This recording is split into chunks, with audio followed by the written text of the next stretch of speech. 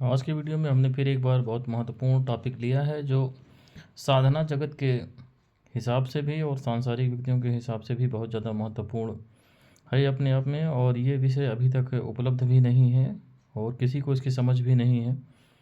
ज़्यादातर जो साधक वर्ग नहीं है इसलिए वो परेशान रहते हैं और अपने आप को कोसते रहते हैं। तो ये विषय है पुनर्जन्म का, जो उसका क्या महत्व है, उसका क्या रहस्य है और हमें किस प्रकार से प्रभावित करता है। उसके पहले मैं ये बताना चाहूँगा कि कुछ लोग हमारे वहाँ, जैसे हमारे जो रेगुलर व्यूवर्स हैं, वो एक तो परेशान रहते हैं बहुत सारे विषयों को लेकर के कि जानकारी, जैसे किसी ने पूछा कि चौमुखा दीपक कैसे, क्या महत्व है उसका, या जो शिवलिंग है पारद शिवलिंग है या और कोई शिवलिंग है जिसके घर में मैंने बताया था कि स्फटिक के शिवलिंग की ही पूजा आप कर सकते हैं घर में। तो इस प्रकार के प्रश्न या कवच को लिखने के संबंध में कुछ लोगों ने पूछा था। तो इस सब में मैं आपको यही बताना चाहूँगा कि देखिए, हम इंटरनेट एक पब्लिक प्लेटफॉर्म है और इसमें जो है हर प्रकार की जानकारी नहीं दी जा सकती। साधना का विषय मैंने बताया कि ये जो गुरु शिष्य का संबंध है, अगर आप साधना कर रहे हैं किसी भी गुरु के अंडर में, तो ही वो आपको तंत्र मंत्र संबंधित या सूक्ष्म जगत के संबंधित सभी गूढ़ जानकारियाँ देगा। जितना पब्लिक जो है उसमें प्लेटफॉर्म पे बताया जा सकता है, उतना ही मैं या कोई भी व्यक्ति जो अगर सही है तो वो जो है बताएगा, क्योंकि उसकी इजाज़त नहीं होती। हम लोग जहाँ से साधना करते हैं, जिस लाइनेज को फॉलो करते हैं, चाहे हिंदू चाहे मुस्लिम, तो वहाँ पर हम वचन से बंधे होते हैं, शर्तें होती हैं। हमारी शक्तियाँ भी हमको निर्देशित करती हैं कि किस तरीके से क्या बोलना है, क्या करना है, कितना हम जा सकते हैं।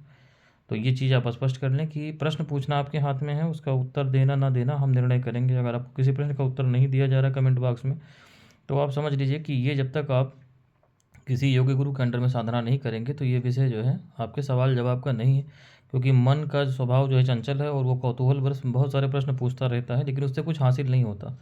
साधना करने से ही आपका जो है जिज्ञासा का समाधान होता है। जब आप साधना करोगे आपके अनुभव में आएगा, तभी कुछ हो सकता है। बाकी पूछते रहने से वो किताब पढ़ने वाला हाल है। तो वो इंटरनेट पर देखिए उस तरीके के तो भरमार है। हम अपने चैनल पे इस तरीके की कोई भी चीज़ ना तो जानकारी आपको देते हैं साधना करने संबंधित, और ना चाहते हैं कि आप इस चक्कर में पड़ो। क्योंकि जिसको सीरियसली साधना करनी हो वो गुरु की तलाश करे। ये जो चैनल है या इस तरह की जानकारियाँ आपको सही दिशा में सिर्फ गाइड करने के लिए हैं, ना कि आपको कुछ करने के लिए हम प्रेरित करते हैं। तो इसको आप पहले समझें गंभीरता से। और जहाँ तक वीडियो अपलोड वगैरह की बात है, तो उसमें हमने कहा कि जो है हम अपनी साधना कर रहे हैं, साधना के बाद जो समय बचता है, जैसे ये समय देखिए रात में 1 बज रहा है, अब ये समय साधना का आज जल्दी ख़त्म हो गया तो ये वीडियो बनाया जा रहा है। बाकी हमारा प्रवास भी परिवर्तित होता रहता है साधना के कारणों से। तो हमारे लिए पहली प्रायोरिटी साधना है। साधना के बाद जो समय बच जाए वो ईश्वरीय आदेश से आप लोगों को जो सूचना है वो पहुंचाई जाती है। और इसमें इसलिए हम वीडियो में कोई ताम-झाम सेटअप नहीं होता। जैसे जहाँ बैठे हैं जिस बिस्तर पे साधना करी वहीं से आपको जो है जो वीडियो है मोबाइल रख के बना दिया। इसके लिए हमने ना कोई प्रयास किया कि यूट्यूब का प्रमोशन किया जाए या करेंगे, क्योंकि इस तरीके की चीज़ों की हमें इजाज़त नहीं होती है। सामान्य आप तक हमारी वाणी पहुँच जाए, बस इतना बहुत है। तो अब हम अपने विषय पे आते हैं। विषय ये है कि पुनर्जन्म का जो कारण है, इसको समझने के लिए आप देखिए श्रीमद् भागवत महापुराण में सबसे पहले इसका वर्णन दिया हुआ है जगह जगह पे। जब जो दुनिया भर के उपाख्यान है, चाहे नारद जी से ब्रह्मा जी ने कहा हो या नारद जी ने आगे बताया हो, कि वो अपने पिछले जन्मों का वर्णन करते हैं। उसके बाद जो है आप देखेंगे कि भगवान के जो जन्म हुए, हिरण्याक्ष, हिरण्यकश्यप, एक जन्म में उनके, फिर रावण, कुंभकर्ण, उनको मारने के लिए भगवान ने जब जैसे जन्म लिया, हर जन्म का उनका वर्णन है। तो इस तरीके की कथा उसमें श्रीमद् भागवत महापुराण में दी हुई है। उसके बाद जो है भीष्म पितामह का जब वध नहीं हो रहा था, तो भगवान श्री कृष्ण ने शिखंडी को उनके सामने खड़ा किया। ये महाभारत काल की बात है। तो उन्होंने बताया कि ये पिछले जन्म में कौन था। और उसी प्रकार से अन्य जो है बहुत सारे घटनाक्रम आपको मिल जाएंगे। जैसे भगवान श्री कृष्ण को जो है बहेलिये का तीर लगता, तो उसके पीछे बताते हैं कि पिछले जन्म में जो है उन्होंने बाली को मारा था छिप करके, इसलिए घटना घटी। मतलब इसका जो एक प्रूफ है ऑथेंटिक कि पुनर्जन्म की घटना क्या है और क्यों होता है। प्रारब्ध है, प्रारब्ध आप जब श्रीमद् भागवत महापुराण पढ़ेंगे तो उसमें हर जगह यही मिलेगा। बहुत सारे लोगों के वर्णन भी हैं, कौन पिछले जन्म में क्या था और उनका क्रम क्या था। तो कहने का मतलब क्या है।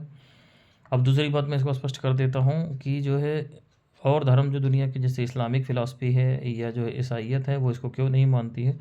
तो उसका कारण क्या है कि इस्लाम या जो है जो ईसाईयत, ये जो धर्म है ये हमारे मॉडर्न धर्म में आते हैं। और जब इनका अभ्युदय हुआ तो उस समय ये पुनर्जन्म के नाम पे दुनिया में इतना ज़्यादा ढोंग, खुराफात और लोगों की लूट चल रही थी कि इन धर्मों के जो पैगंबर थे उन्होंने इसको दो चीज़ों को, एक मूर्ति पूजा को और एक जो है पुनर्जन्म को, पूरी तरीके से अपने धर्म में लिखित में शामिल ही नहीं किया। क्योंकि उसमें हदीस वाला सिस्टम है, कुरान में तो बहुत सारी चीज़ें जिक्र नहीं है, लेकिन जो हदीस वाला सिस्टम है उसमें जो है इसको नहीं डाला गया, क्योंकि लोग जो है उस समय दुरुपयोग क्या हो रहा था कि एक हिंदू धर्म में जो विद्या थी, कर्म विपाक संहिता जिसको बोलते हैं, तो उसमें पिछले जन्मों की जो हमारे वहाँ विद्या थी, जो सही में थी कि पिछले जन्मों को उसके ज़रिए निकाला जा सकता था, उसी के माध्यम से प्रायश्चित करते थे, देख करके कि आपने पिछले जन्म में क्या गलती करी है, जो उसके जो जानने वाले लोग थे, और उससे उनको प्रायश्चित बताया जाता था कि इस जन्म में आप उसका समाधान करें तो आपके पाप का बोझ कम हो और गति आगे हो सके। तो उसका बहुत ज़्यादा दुष्प्रचार हो गया, और जो है कर्म विपाक के नाम पे लोग जो है सोना चांदी का शोषण करने लगे लोगों से कि तुमने पिछले जन्म में ये किया था, लाओ हमको इतना दे दो, ये दे दो, वो दे दो।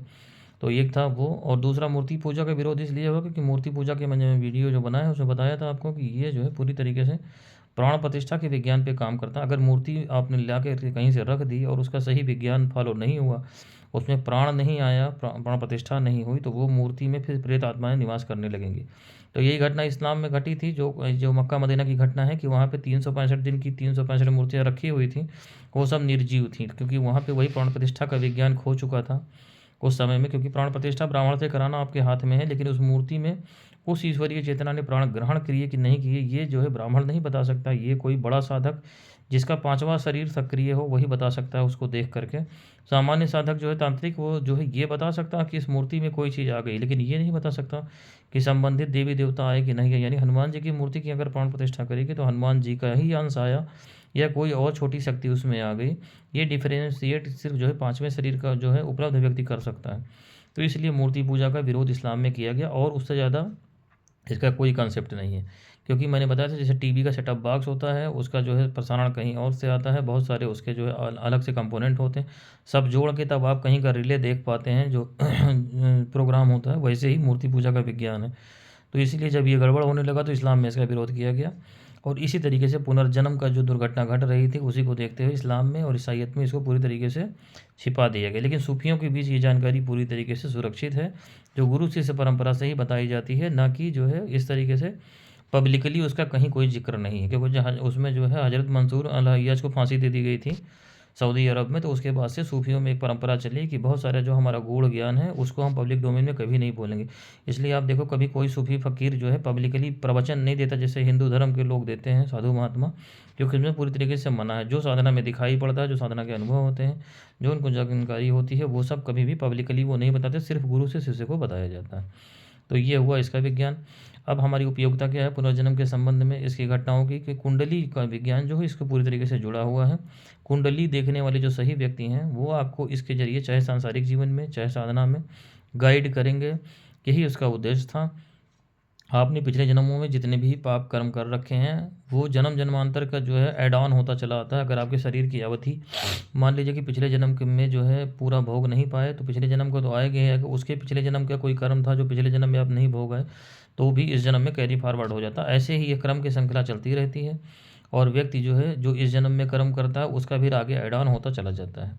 और इसमें जो है कोई योग्य व्यक्ति जब तक आपके पास नहीं है आप कभी इस श्रृंखला से निकल नहीं पाते, इसलिए जन्म मरण के बंधन से नहीं निकल पाते। कुंडली विज्ञान जो ज्योतिष विज्ञान है उसका उद्देश्य यही है मनुष्य को, कि उसको ये बताना कि उसके जीवन में जितने भी दुख पैदा हुए हैं, चाहे वो सांसारिक रूप में हो चाहे आध्यात्मिक हो। सांसारिक दुख ये है कि आप कर्जे से परेशान हैं, किसी का विवाह नहीं हो रहा है, कोई बीमारी से नहीं उठ पा रहा है, किसी के घर में तंत्र मंत्र का प्रयोग है, भूत बाधा है। और आध्यात्मिक कष्ट का मतलब क्या है कि आपकी साधना में गति नहीं हो रही, आपको गुरु नहीं मिल रहा, आप भटक रहे हो, गलत साधनाएं कर ले रहे हो। ये सब आपके पिछले जन्मों में जैसे जिसने जो कर्म की हैं उसी के आधार पर ये घटनाएं घटती हैं। तो हम जीवन में जो है दोष देने लगते हैं लोगों को कि हम तो मंदिर जा रहे हैं, पूजा कर रहे हैं, किसी का नुकसान नहीं करते, अहित नहीं करते, उसके बावजूद भी हमारे साथ ऐसी दुर्घटना क्यों घट जा रही है, हम यही रोना रोते रहते हैं। तो दुर्घटना जो आपके जीवन में घट जा रही है, या छोटे से छोटे बच्चे भी बीमार पड़े रहते हैं जबकि उनका कोई कर्म का इस समय का संग्रह नहीं होता, तो उसका मात्र कारण यही है कि आपका जो है पिछले जन्मों का कर्मों का जो है बोझ भारी है। और यही जो है कुंडली देख के बताया जा सकता है। कुंडली के जितने उपाय होते हैं आपके पिछले जन्म के कर्मों के जो पाप कर्म है उसके प्रायश्चित होते हैं। जैसे शनि आपका बहुत ज़्यादा अगर ख़राब है कुंडली में, तो इसका मतलब ये है कि आपको दंड दिया जा रहा है ईश्वरीय, उसको भोग करके ही आप निकल पाएंगे। शुक्र ग्रह जो अगर ख़राब है कुंडली में, तो इसका मतलब ये है कि आपने पिछले जन्म में धन आपके पास था, वैभव था, ऐश्वर्य था, जिसका आपने खूब दुरुपयोग किया, इस जन्म में आपके अंदर दरिद्रता आ गई। या स्त्रियों का अगर आपने कोई गलत काम किया है तो आपके अंदर नपुंसकता आ जाएगी, शुक्र खराब हो जाएगा। बृहस्पति का भी इसी तरीके से है। कि पिछले जन्म में अगर आप बहुत ज़्यादा नास्तिक रहे होंगे तो इस समय बृहस्पति बहुत मजबूत हो जाएगा, आप आस्तिक हो जाएंगे, ताकि उस दंड को भोगने के लिए आपके भीतर से इच्छा शक्ति का उदय हो और आप पूजा पाठ बहुत ज़्यादा करें, ताकि वो दंड मिले तो आप उसको झेल ले जाएं। इसी प्रकार से बुध का अपना है। और मंगल ग्रह है कि लड़ाई झगड़ा आपका अगर बहुत ज़्यादा हो रहा, मंगल खराब है इस जन्म में, तो पिछले जन्म में आपने ज़रूर लोगों के साथ ऐसा किया होगा कि वही सब आपके ऊपर अब आ रहा है। चंद्रमा का मनोविकार होता है इसी तरीके से। तो ग्रहों की स्थिति कुंडली में देख करके 6, 8, 12 घर जो होते हैं उसमें ग्रह कहाँ हैं, उनकी अवस्था क्या है, ग्रह उच्च में है कि नीच राशि में है, मूल त्रिकोण में है, किस प्रकार से हैं, कैसे आपस में संबंधित हैं, पहले तो वो समस्या आंकी जाती है, उससे फिर बहुत सारा इसका अपना विज्ञान है कि किस तरीके का पाप आपने किया हुआ है। जैसे मान लीजिए किसी ने ब्रह्म हत्या का दोष लगा हुआ है, तो वो खाली ग्रहों के उपाय करने से नहीं जाएगा। ब्रह्म हत्या का दोष के लिए फिर श्रीमद् भागवत महापुराण का उपाय है, तो दुर्गा सप्तती के अपने उपाय हैं। तो इस तरीके से जब तक कोई योग्य गुरु आपको नहीं मिलता, तो ये समस्या का पता लगाना और इसका उपाय कराना संभव नहीं है। जो हमारी भारतीय जो प्राचीन विद्या थी, जिसके लिए आप परेशान रहते हैं कि जो है हिंदुस्तान इतना आगे था तो पीछे कैसे चला गया, ये जो गली गली चौराहे चौराहे आप देख रहे हो, कोई कुंडली के नाम पे दुकान खोल के बैठा है, भविष्य बता रहा है, वहाँ कोई जो है स्टेज पे बैठ करके जो प्रवचन दे रहा है, कथा बाँच रहा है, लेकिन आपकी तृप्ति नहीं होती। आप सोचते हो कि ये सब जो है सुन तो रहा हूँ, लेकिन मुझे तृप्ति नहीं हो रही है, मुझे फ़ायदा नहीं हो रहा है। कुछ तो है, हमारी अपनी विद्या क्या है, तो आपकी अपनी विद्या यही है, लेकिन इसके जानने वाले इस तरीके से बाज़ार में नहीं बैठे हुए हैं, जो बिकाऊ नहीं है पूरी तरीके से। जब तक आपकी ईश्वर की जो है सघन प्रार्थना नहीं होगी, तब तक ईश्वर आपको ऐसे व्यक्तियों तक नहीं पहुंचाएगा जो आपको इस तरीके का समाधान बता दें। क्योंकि जो है जब एक बार आपके भीतर अपने जो है ये भावना सघन हो जाती है कि मेरे जीवन में जो भी दुख हैं वो मेरे ही पिछले जन्मों के कर्मों का फल हैं, तभी ईश्वर से जब आप क्षमा मांगते हो तो वो आपको ऐसे व्यक्ति तक ज़रूर पहुंचा देता है जो आपको उस पाप के बोझ से निकलने का मार्ग बता सके। अन्यथा आप इसी तरीके से पाप के चक्र में फंसते रहे। तो मेरे पास कितने लोग आते हैं, वो साधना करने के लिए आते हैं, पूछते हैं, दीक्षा लेंगे, आएँगे, लेकिन जो है मैं देखता हूँ कि वो जो है कहीं न कहीं अपने अंतरतम में जीवन के संघर्ष से परेशान हैं, दुखी हैं। किसी का जो है नौकरी नहीं लगी है, किसी की प्रेमिका छोड़ के चली गई, किसी के पास पैसा नहीं है, तो वो जीवन से इतने हताश हैं कि उनको लगता है कि अब जब कुछ नहीं कर पाए तो चलो ईश्वर प्राप्ति कर लेंगे, साधना कर लेंगे। वो आते हैं 2 दिन, 4 दिन, 10 दिन करते हैं, उसके बाद फिर वो गायब हो जाते हैं। या उनके जीवन में थोड़ा-सा अच्छा आने लगता है तो कहते हैं पहले ये काम कर लें, ज़रा आर्थिक सुधार लें, फिर इस दिशा में लगेंगे। तो ये कोई पार्ट टाइम काम नहीं है, ये दुनिया का सबसे कठिन काम है। और साधना जो ईश्वर प्राप्ति की जहाँ तक बात है, तो वो वही करता है जो लगभग लगभग मर चुका हो। संसार में इतना दुख आपको मिल चुका हो, या तो आपकी जो है अब आपकी जीने की इच्छा ना रह गई हो, या पिछले जन्मों के कर्म इतने सघन हो कि पिछले जन्म में आपकी यात्रा रह गई हो, लगभग लगभग पहुँचते पहुँचते रह गए हों, तो इस जन्म में यात्रा उठती है। अन्यथा आम आदमी हमेशा अपने आप को कन्फ्यूज रखता है, वो इसी चक्र में व्यू में उलझा रहता है कि जब परेशान होता है तो उसको ईश्वर दिखाई पड़ता है, मार भक्ति पूजा पाठ में लग जाता है। जब उसका अच्छा समय आता है तो फिर वो मन के हिसाब से, चूँकि चलने वाली ये कारण है और मन का स्वभाव है परिवर्तित होना, तो फिर सांसारिक चक्र में फँस जाता है। ऐसे एक दिन उसकी जीवन लीला समाप्त हो जाती है और वो कैरी फॉरवर्ड हो जाते हैं उसके कर्म। तो इसलिए इस रहस्य को समझने के लिए पुनर्जन्म को समझना बहुत ज़रूरी है। बेसिक फिलॉसफी जो है कि आपके जीवन में जितने भी सुख या दुख हैं आपके प्रारब्ध के अनुसार हैं, और रनिंग कर्म जो आपके इस समय यही आपके आगे जन्म लेने का कारण बनेंगे। तो पहले इसको समझ लें, फिर अंदर से अनुभूति ये हो जाए कि अगर इस दुख से बाहर निकलना है, जैसे आपके ऊपर लगातार तंत्र विद्या होती चली आ रही, तो आपको खाली तांत्रिकों के वहाँ चक्कर लगाने से नहीं होगा, आपको किसी योग्य व्यक्ति से अपनी कुंडली दिखा के समझना पड़ेगा। और जो भी ग्रह हैं उसमें योग होते हैं कुंडली में इस तरीके के कि आपके ऊपर तंत्र विद्या हो रही, तो योग्य व्यक्ति आपको बता सकता है कि पिछले जन्म में आपका पाप का बोझ इस तरीके से है और इस जन्म में आप इस तरीके का प्रायश्चित करें। जब तक वो पाप का बोझ नहीं कटेगा पूरी तरीके से, तब तक आपको उससे मुक्ति नहीं मिलने वाली। तो ये लंबा चौड़ा हिसाब किताब है और इसी से जो है इसकी उपयोगिता है, इसीलिए ज्योतिष विज्ञान का निर्माण किया गया था। तो साधना में भी जिसकी गति नहीं हो रही है, या जो लोग सांसारिक रूप से समस्याओं से बाहर नहीं निकल पा रहे हैं, तो वो इस जो है एक बार इस दिशा में प्रयास ज़रूर करें। और हम भी आप में आपकी इसमें सहायता कर सकते हैं कि वाकई में अगर आपका उद्देश्य जो है कोई ढंग का प्रश्न आप हमसे पूछते हैं कि हाँ समस्या आपकी जेन्युइन है, आप नहीं निकल सकते हैं, तो आपको हमने बताया था कि आप अपना नाम, अपनी माँ का नाम और जो करंट सिटी ऑफ रेजिडेंस है या तो ये भेज दें, और या तो फिर आपकी बनी बनाई कुंडली अगर सही हो आपके पास तो वो भेज सकते हैं। दोनों ही तरीके से हमारी जो विद्या है आपको हम बता सकते हैं, सहायता कर सकते हैं, लेकिन बशर्ते आप परेशान चल रहे हो तभी आपकी मदद की जा सकती है। अब ये ना पूछना कोई फ़ोन करके कि हमारे लड़के की सरकारी नौकरी कब लगेगी, या इसकी शादी कब तक हो जाएगी, या मेरा भविष्य क्या है।